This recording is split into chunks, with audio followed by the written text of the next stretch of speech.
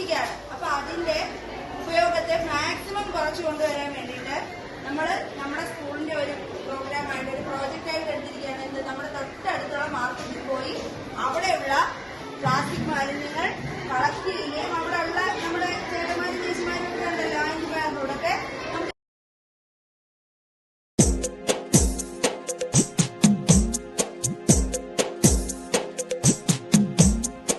ഇനി വരുന്നൊരു തലമുറയ്ക്ക് ഇവിടെ വാസം സാധ്യമോ?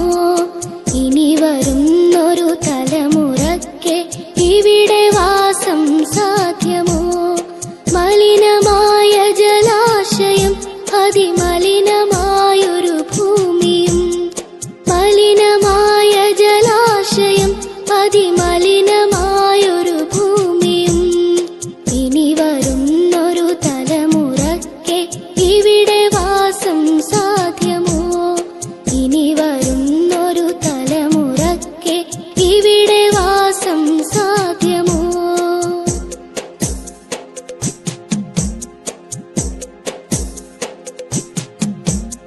തണലു കിട്ടാൻ തപസിലാണിന്നിവിടെ എല്ലാ മലകളും. ദാഹനീരിനു നാവു നീട്ടി വരണ്ടു പുഴകൾ സർവവും. കാറ്റുപോലും വീർപ്പടക്കി കാത്തു നിൽക്കും നാളുകൾ. കാറ്റുപോലും വീർപ്പടക്കി കാത്തു നിൽക്കും നാളുകൾ. ഇവിടെ എങ്ങൻ പിറവിയെന്നായി വിത്തുകൾ തൻ മന്ത്രണം. ഇവിടെ എങ്ങൻ പിറവിയെന്നായി വിത്തുകൾ തൻ മന്ത്രണം. ഇനി വരുന്നൊരു തലമുറയ്ക്ക് ഇവിടെ വാസം സാധ്യമോ? ഇനി വരുന്നൊരു തലമുറയ്ക്ക് ഇവിടെ വാസം സാധ്യമോ?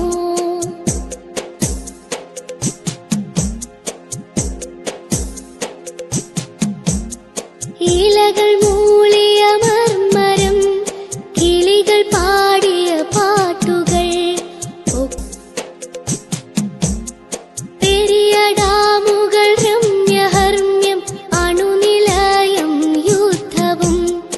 ഇനി നമുക്കീ മണ്ണിൽ വേണ്ടെന്നൊരു മനസ്സായി ചൊല്ലിടാം. വികസനം അതു മർത്യ മനസ്സിൻ അതിരിൽ നിന്ന് തുടങ്ങിടാം. വികസനം അതു നന്മ പൂക്കും ലോക സൃഷ്ടിക്കായിടാം. വികസനം അതു നന്മ പൂക്കും ലോക സൃഷ്ടിക്കായിടാം. ഇനി ഒരു തൈ നടാം കൊച്ചുമക്കൾക്ക് വേണ്ടി. ഒരു തൈ നടാം 100 കിളികൾക്കു വേണ്ടി. ഒരു തൈ നടാം നല്ല നാളേക്കു വേണ്ടി.